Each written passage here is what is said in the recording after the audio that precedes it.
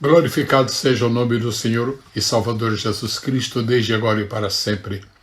Glorificado seja o Pai, o Criador dos céus e da terra.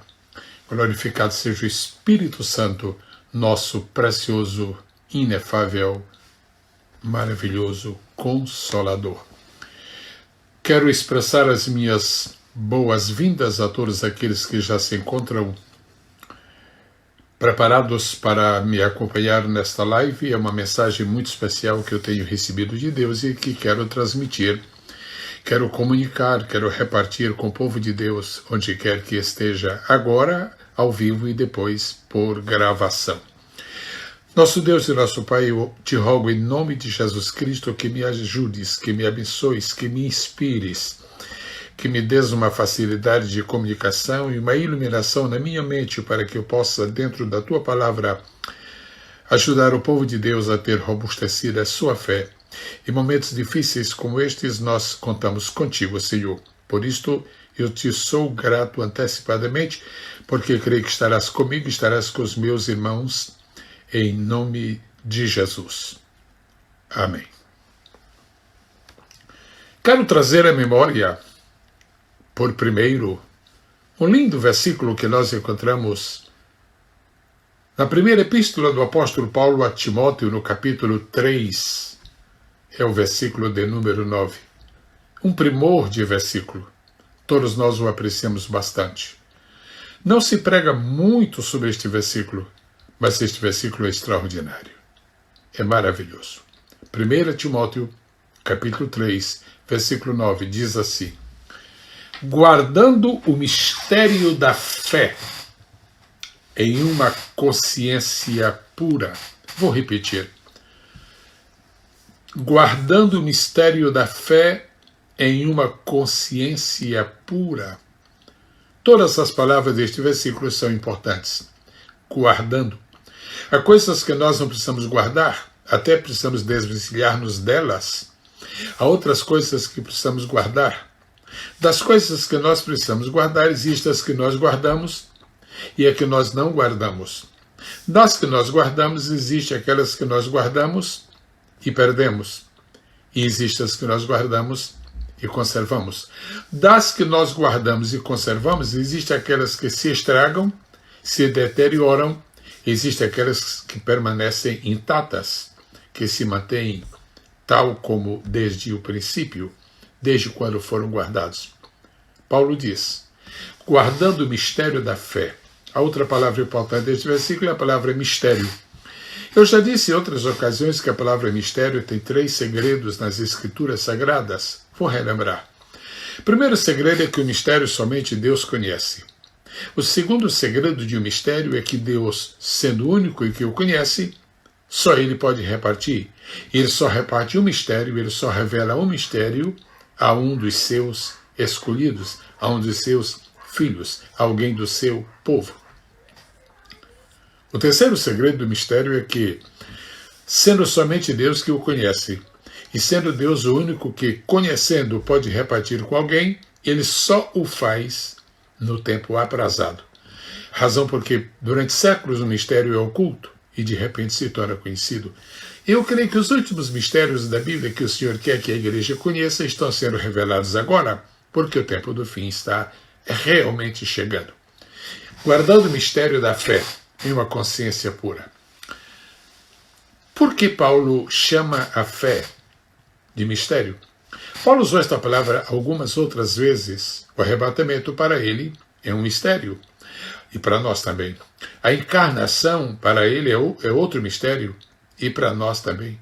A igreja do Senhor Jesus, para ele, é outro mistério. E para nós também. Agora está diante de nós a fé como um mistério. Guardando o mistério da fé.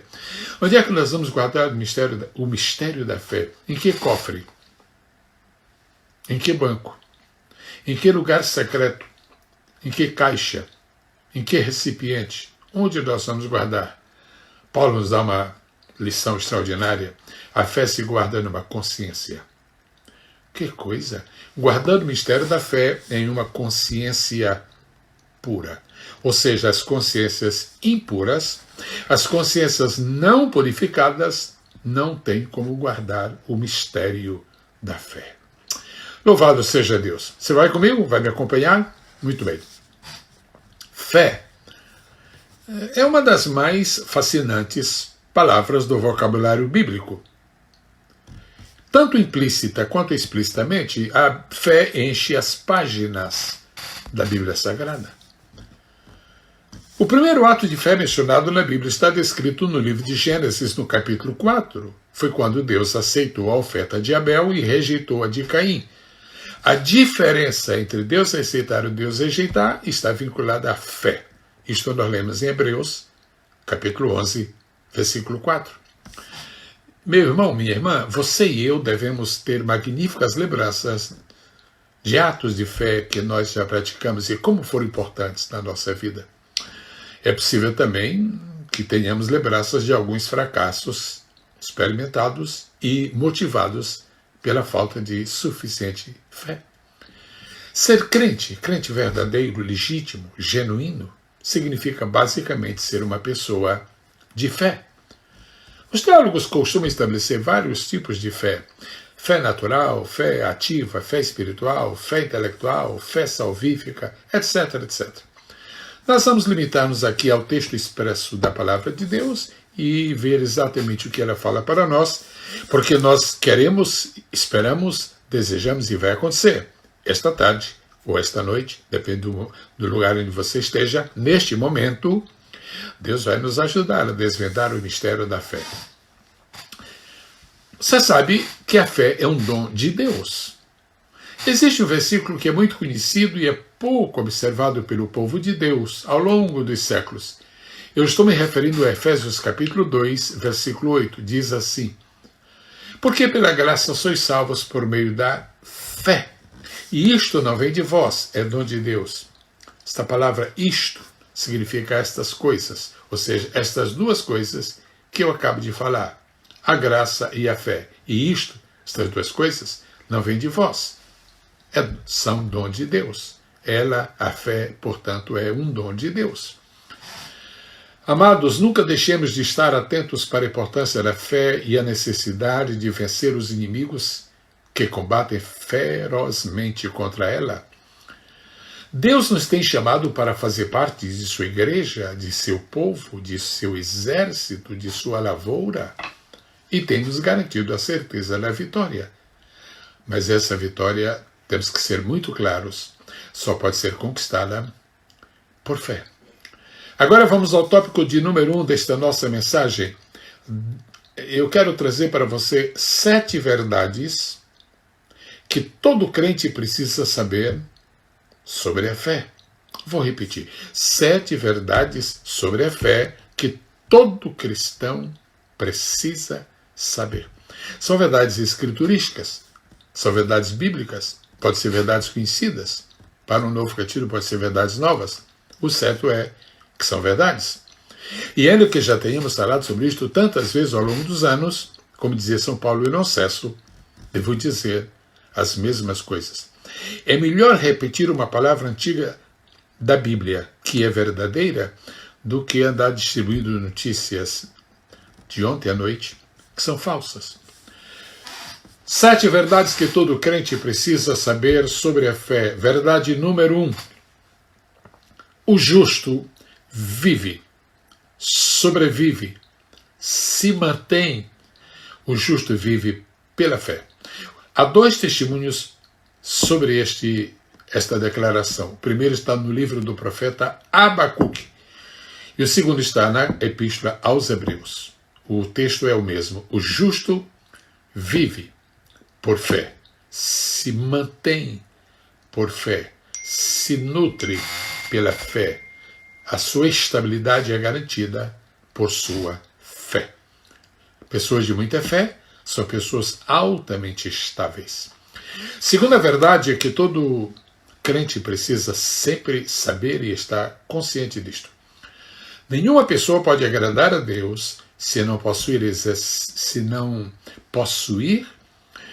e exercitar a sua fé. Você tem que ter fé, mas tem que ter fé e prática. Você tem que praticar, tem que desenvolver, tem que exercitar, tem que cultivar a sua fé. Isto significa que quando nós ou não temos fé, ou tendo não a cultivamos, nós não estamos agradando a Deus. Imagina o desagrado que Moisés sentiu quando 10 espias retornaram de haver espiado a terra de Canaã e chegaram dizendo para Moisés que era inatingível, que seria impossível vencer os gigantes que havia em Canaã e dominar aquela terra. Eles não agradaram a Deus, por isso não entraram em Canaã. Fé agrada a Deus. A terceira verdade que todo crente precisa saber relacionada com a fé é esta: você não pode ter fé e manter-se ignorante do mundo espiritual.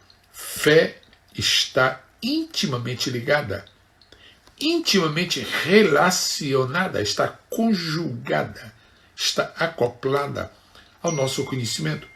Por isso que nós temos que ler a Bíblia. A Bíblia nos traz duas coisas, traz fé, mas traz também conhecimento. E uma coisa precisa da outra. O meu conhecimento precisa da minha fé, e a minha fé precisa do meu conhecimento. Isto está escrito, e eu lhe sugiro que depois desta live você vá à Bíblia para consultar alguns poucos versículos que eu darei. João capítulo 10, versículo 38, ali está muito claro que quem crer também precisa conhecer. A quarta verdade que todo crente precisa saber, inapelavelmente, é que Jesus é quem cria a fé, é quem produz a fé, mas também é quem aplica a fé. Para explicar isto, para definir isto, para tornar isto um elemento estrutural na Escritura Sagrada, a carta aos Hebreus, capítulo 12, verso 2, diz assim: olhando para Jesus, autor, o que produz, o que faz, o que fabrica, e consumador da fé, o que realiza, o que explicita, o que faz com que a fé deixe de ser uma teoria para ser uma prática. Jesus, portanto, é autor e consumador da nossa fé. Trago à memória agora a quinta verdade que todo crente deve saber a respeito da fé. Qualquer pessoa que deseje fé, primeiro precisa ouvir a palavra de Deus. E esta é a verdade que não se pode absolutamente alterar. A pessoa adquire fé quando ouve a palavra de Deus. Eu estou me baseando, claro, na palavra de Deus. Romanos capítulo 10, versículo 17. A fé vem pelo ouvir, e ouvir pela palavra de Deus. O que significa isto? Significa que a fé brota no coração da pessoa depois que ela ouve algo da palavra. Logo, ouvir é muito importante. Quanto menor for o contato com a palavra, menor será a intensidade da fé.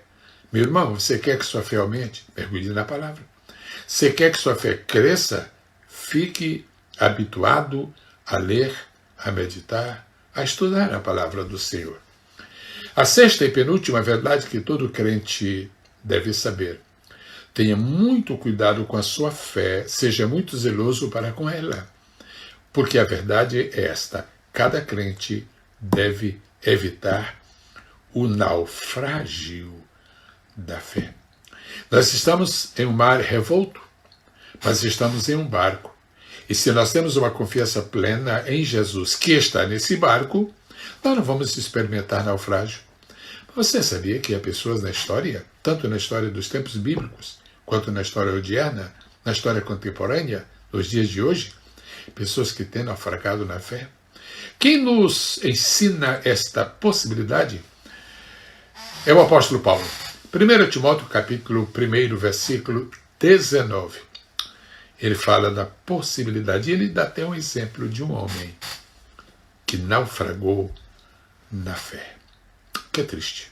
Quem naufraga e não consegue escape nunca chega ao porto final. Sétima e última verdade que todo crente deve saber: a fé verdadeira faz o crente vencer o mundo. Isto sugere, claro, que nós estamos numa batalha. Isto sugere, claro, que nós temos muitos inimigos. Isto sugere, claro, que nós temos de desejar vencer. Mas isto também sugere que nós podemos vencer. E para vencer o mundo, de que necessitamos? E a sétima e última verdade que eu menciono neste momento é: a fé verdadeira concede ao crente, confere ao crente a possibilidade de vencer o mundo. Glória a Deus. A Bíblia diz assim: esta é a vitória que vence o mundo, a nossa fé. 1 João 5 e 4. Graças a Deus por este versículo. Bom, amados, eu tenho cumprido aqui o primeiro item, 7 verdades que todo crente precisa saber. Permitam-me que agora eu passe ao segundo tópico. A Bíblia apresenta 5 tipos de intensidade da fé.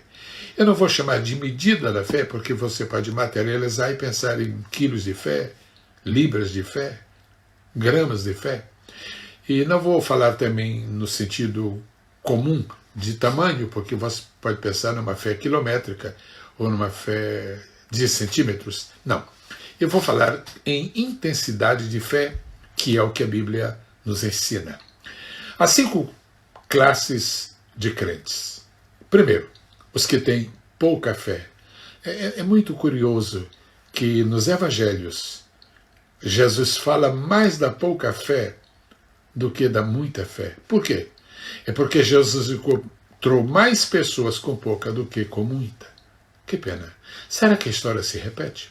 Será que hoje nós somos bem diferentes dos discípulos que conviveram com Jesus? Bom, eu vou mencionar alguns versículos que podem servir para a sua meditação mais tarde. Mateus capítulo 6, versículo 30, Jesus fala de pouca fé. Mateus capítulo 8, verso 26, Jesus fala de pouca fé. Mateus capítulo 14, verso 31, Jesus fala de pouca fé. Mateus capítulo 16, versículo 8, Jesus fala de pouca fé. Mateus capítulo 17, versículo 20, Jesus fala de pouca fé. E para que você não imagine que eu estou citando evangelhos sinóticos, evangelhos paralelos, que os textos podem se equivaler, eu estou citando somente Mateus.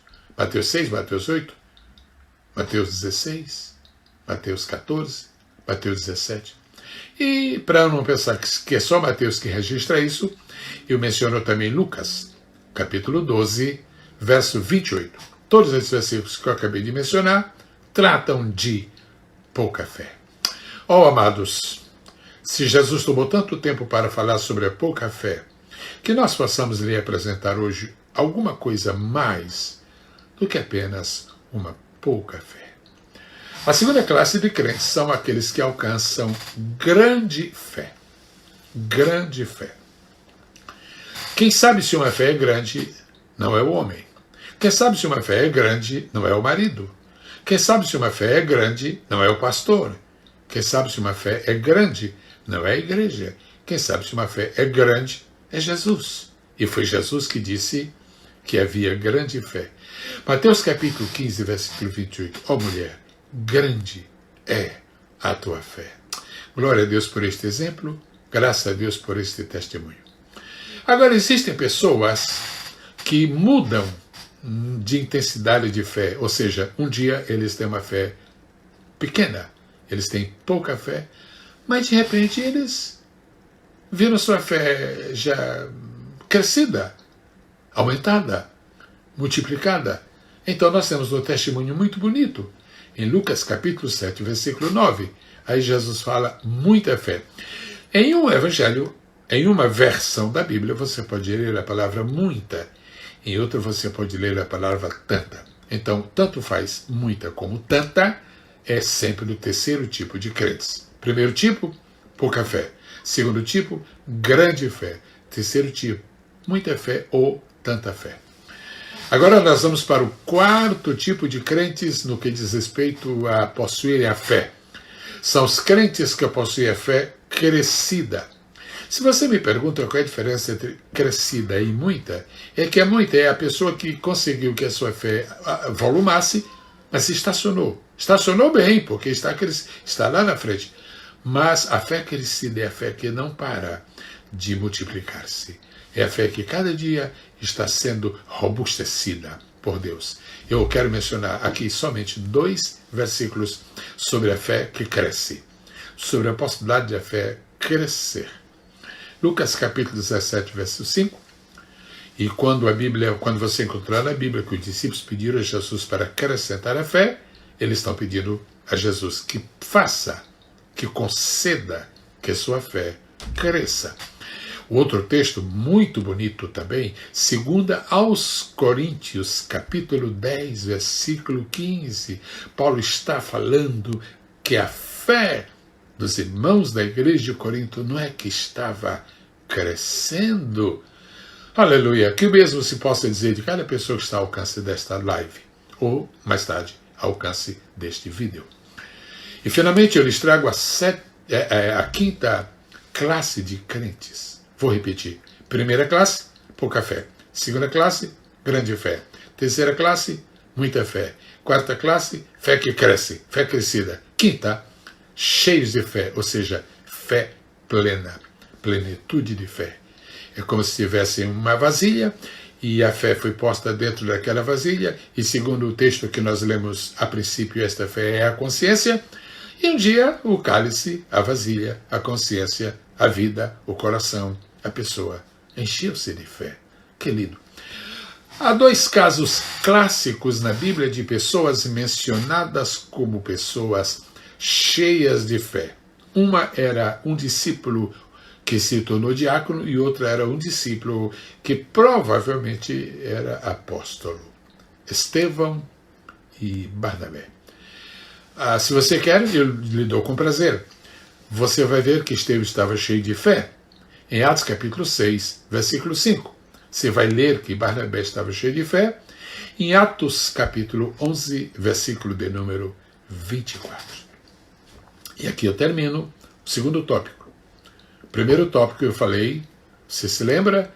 Eu falei sobre 7 verdades que todo crente precisa saber sobre fé. O segundo eu falei sobre 5 intensidades da fé.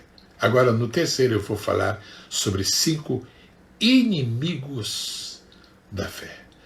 Se a fé não tivesse inimigos, todo mundo seria campeão da fé. Se a fé não tivesse inimigos, nem haveria o capítulo 11 de Hebreus, porque o capítulo 11 de Hebreus é uma seleção de heróis da fé.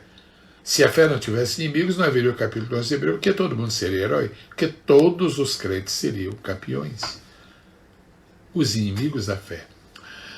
Mas como é que nós podemos estar seguros de que, de alguma forma, Deus vai nos ajudar para vencer os inimigos? Bom, primeiro você tem que saber quais são os inimigos da fé.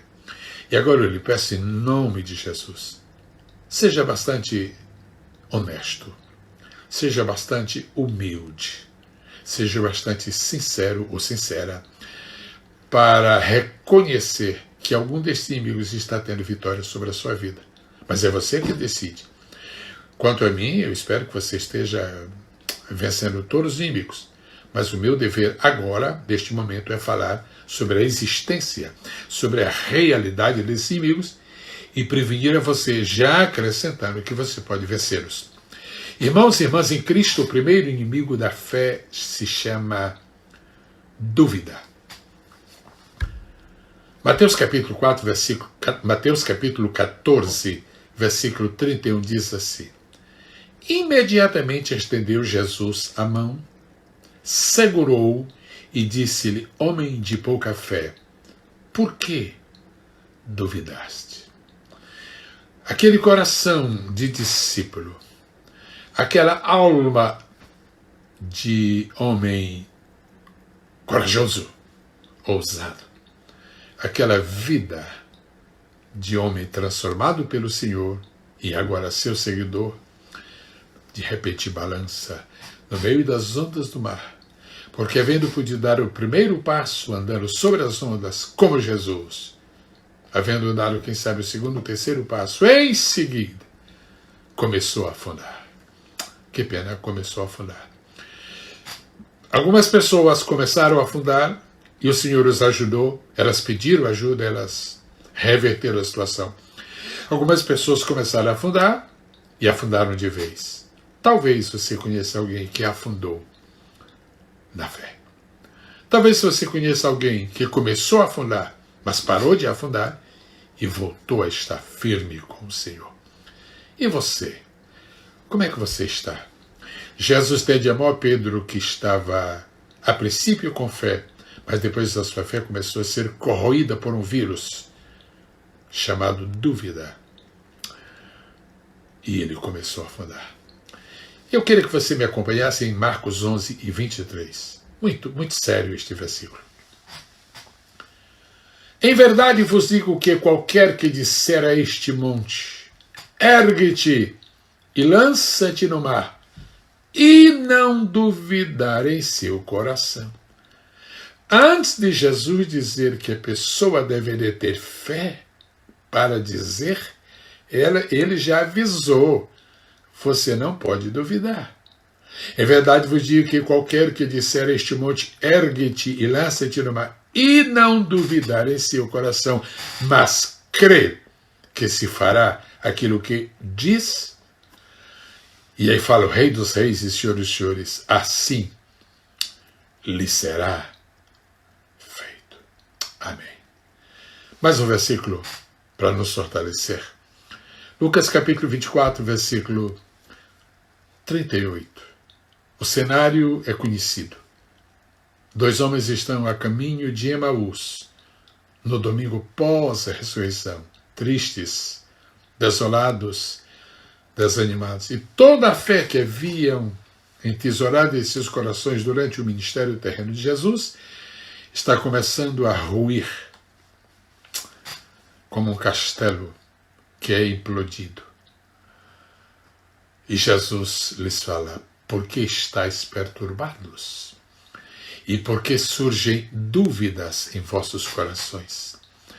Você crê que pode haver um milagre e vai vendo, e vai crendo, e vai crendo, e vai crendo, e o entusiasmo está se apoderando de você, e você está prestes a ver o milagre, mas de repente você duvida. Quando você duvida, você sabe o que acontece. A dúvida leva a nossa fé para estaca zero. Que lástima, que tragédia, que pena. Mas você e eu vamos vencer este inimigo, em nome de Jesus. O segundo grande inimigo da fé é a incredulidade. Incredulidade. Para falar a verdade, incredulidade é o pior pecado cometido pela criatura humana, pois é a incredulidade que impede a pessoa de ser salva. Marcos 16 e 15. E disse-lhes, ide por todo o mundo e pregai o evangelho a toda criatura. Quem crer e for batizado será salvo. Quem crer, quem tiver fé, quem não for incrédulo, quem vencer este inimigo cruel e miserável, chamado incredulidade, quem crer, será salvo. Mas quem não crê porque duvida. Quem não crê porque a incredulidade supera o seu raciocínio, quem não crê será condenado. Mais um texto. Em Atos capítulo 16, versículo 30, você conhece isto muito bem, diz assim, e tirando-os para fora, está falando de Paulo, está falando do carcereiro, está falando daquele momento no cárcere de Filipos, e tirando-os para fora disse, senhores, que me é necessário fazer para que eu seja salvo? Responderam eles, crê, tenha fé, use a fé. Crê no Senhor Jesus e serás salvo, tu e a tua casa. Como é impossível se conseguir a bênção de Deus sem crermos, sem termos fé, precisamos estar sempre vigilantes para que a incredulidade não extinga de nosso coração a linda fé que Deus nele tem posto. E eu penso que mais um versículo faria bem. Marcos 16 e 14, olha só, isso aqui já é depois da ressurreição. Por último, então, apareceu aos 11, ele já apareceu a Maria, já apareceu os 2 no caminho de Emaús. Ok, está aparecendo agora aos 11. Estando eles reclinados à mesa, e lançou-lhes em rosto a sua incredulidade e dureza de coração. Coisa interessante, aqui está associado um parceiro da incredulidade, é a dureza de coração. E Jesus lançou-lhes em rosto sua incredulidade e dureza de coração, por não haverem dado crédito aos que o tinham visto já ressurgido. Jesus disse antes de morrer que ressuscitaria eles. Aparentemente creram. As testemunhas que viram Jesus ressuscitado disseram: nós vimos Jesus ressuscitado. A incredulidade os impediu de acreditar que Jesus estava vivo. Outra vez, incredulidade. Abraão foi chamá-lo de pai da fé, ou pai dos crentes, porque em seu coração não houve lugar para a incredulidade. Bendito seja o nome poderoso do Senhor. Bendito seja o Deus de Abraão. Romanos 4:20 diz assim, lindo. Contudo, à vista da promessa de Deus, não vacilou por incredulidade. Antes foi fortalecido na fé, dando glória a Deus. Eu penso que você daqui já vai tirando uma grande lição. Quando somos fortalecidos na fé, nós somos constrangidos, somos induzidos, somos conduzidos, somos levados, somos motivados a dar glória a Deus.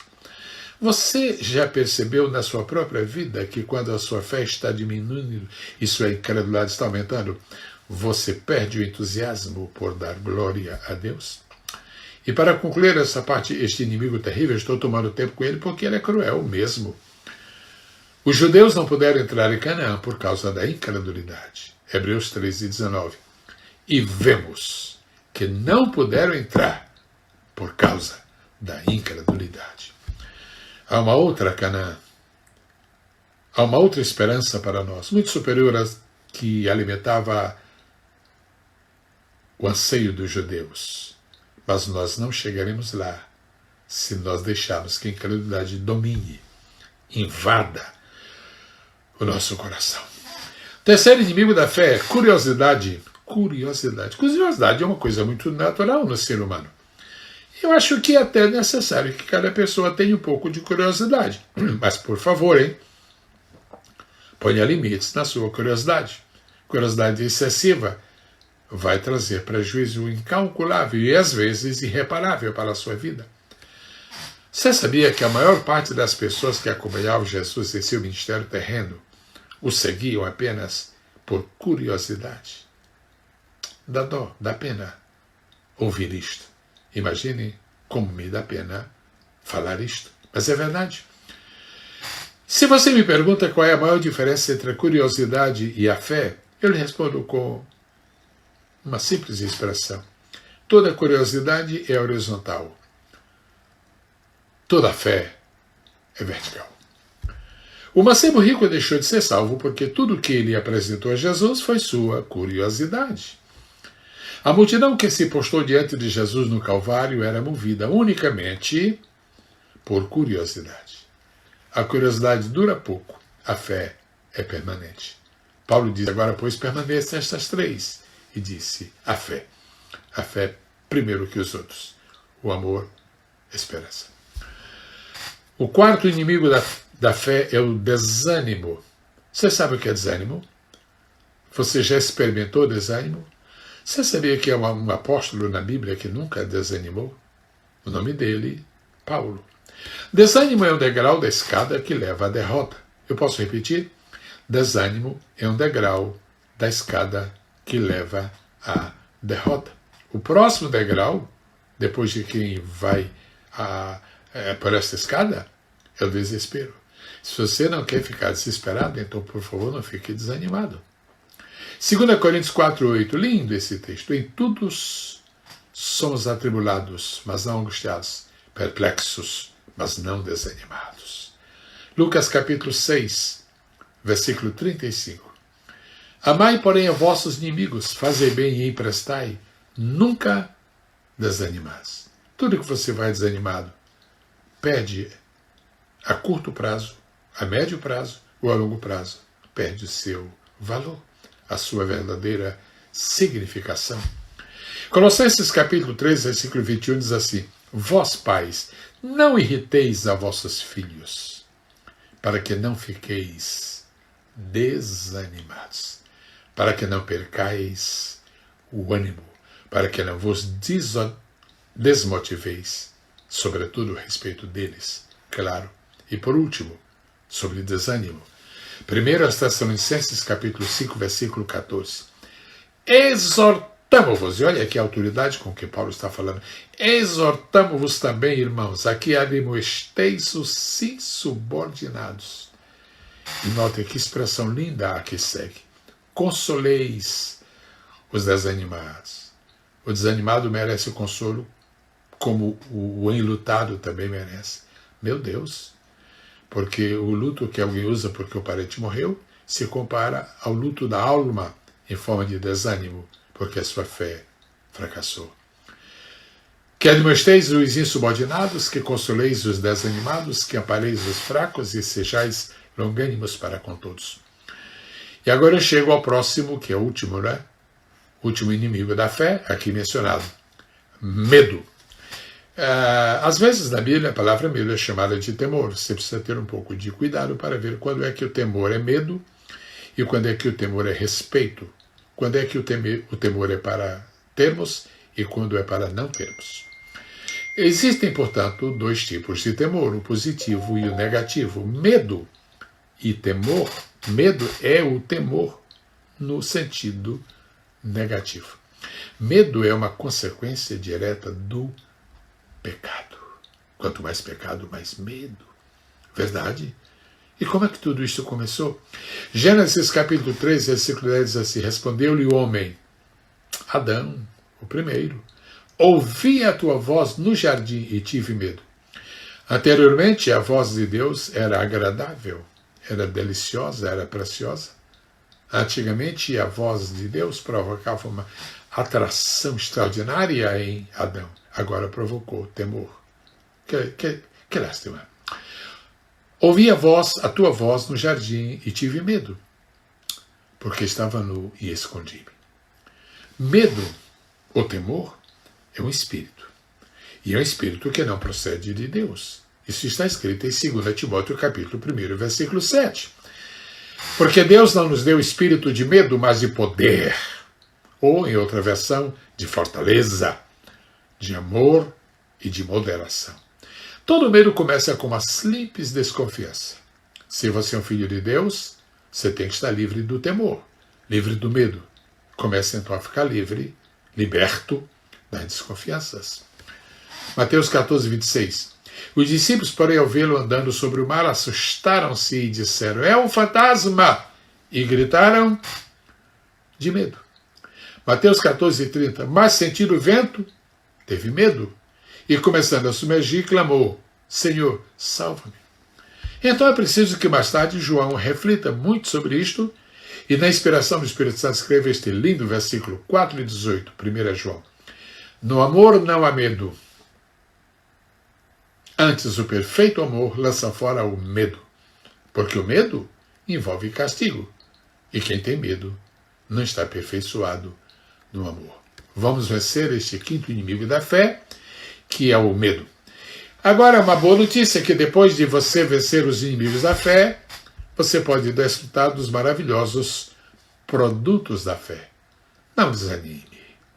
Absolutamente, lhe digo, não desanime. Use sua fé 24 horas por dia. Esteja certo de que o mundo inteiro cederá diante da sua fé. Olha o que diz a Bíblia. Eu já mencionei este versículo, me permita repeti-lo. Esta é a vitória que vence o mundo, a nossa fé.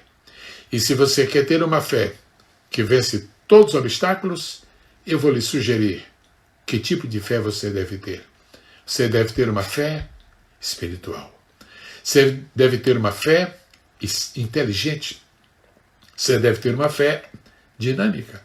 Você deve ter uma fé consciente. Você deve ter uma fé ativa. Você deve ter uma fé firme. Você deve ter uma fé bíblica. A fé de Hebreus 11, dos heróis da fé. A fé de Romanos 10, que vem pela palavra de Deus. A fé que faz maravilhas. A fé que nos leva até o Senhor. A fé que nos permite obter salvação. Fé. Somente fé. Se lhe faltar muita coisa, mas a fé ainda estiver, você não está de todo perdido. Mas se você conservou tudo que você tinha e perdeu a fé, na verdade, você não tem nada. Deus nos ajude a sermos homens e mulheres cheios de fé. Agora eu espero, humildemente eu espero que eu tenha lhe ajudado a desvendar o mistério da fé. Até a próxima live. No nome sublime, extraordinário, grandioso de nosso Senhor Jesus Cristo, autor e consumador da fé. Encerro-lhe pedindo algo. Se você pode me entender, são 2 pequenos pedidos. Sempre que você estiver acessando a internet e você se deparar com uma mensagem minha, inscreva-se, compartilhe, ajude outras pessoas, como você, a também desvendarem o mistério da fé. Outra coisa que eu lhe rogo é que você, quem sabe, com essa nova fé que Deus está lhe dando, faça o curso de bibliologia. Bibliologia. Conheça muito mais sobre a Bíblia. Se você conhecer mais sobre a Bíblia, sua fé aumentará, sua fé crescerá. Você está vendo desfilar aí nesta tela o link que leva você ao curso de bibliologia. Vamos orar. Pai Celestial, cada vez que tu me dás a oportunidade de ministrar a tua palavra, é um privilégio para mim. Cada vez que eu recebo de ti, Senhor, a graça de poder compartilhar a tua palavra, tu sabes quão venturoso me sinto. Eu não sei, tu sabes exatamente quantas pessoas viram e quantas hão de ver, Senhor, esta live, esta postagem. Eu não sei. Mas eu te peço por todas, para que sejam fortalecidas na sua fé. Se alguém, Senhor, que está sendo vencido pela curiosidade, se alguém que está sendo vencido pelo medo, se alguém que está sendo vencido pela desconfiança, pela incredulidade, Senhor, ó meu Pai, Senhor da glória, se alguém está sendo vencido pela dúvida, compadece-te. E nesses dias tão difíceis, de tanta aflição, o que vai sobressair mesmo é a nossa fé. É o testemunho da nossa fé. Quando olhamos para trás e vemos que milhares de anos já se passaram desde que Abraão esteve aqui na terra, o que mais nos faz, o que mais nos motiva a pensar nele é a sua fé. Senhor, deixa eu te pedir uma coisa, ajuda-me e ajuda cada uma pessoa que está me acompanhando, ainda me acompanhando agora, para que seja um homem e uma mulher de fé, em nome e por amor de Jesus. Amém. A vitória nossa é pelo sangue de Jesus. Amados, e esta é a vitória que vence o mundo. A nossa fé.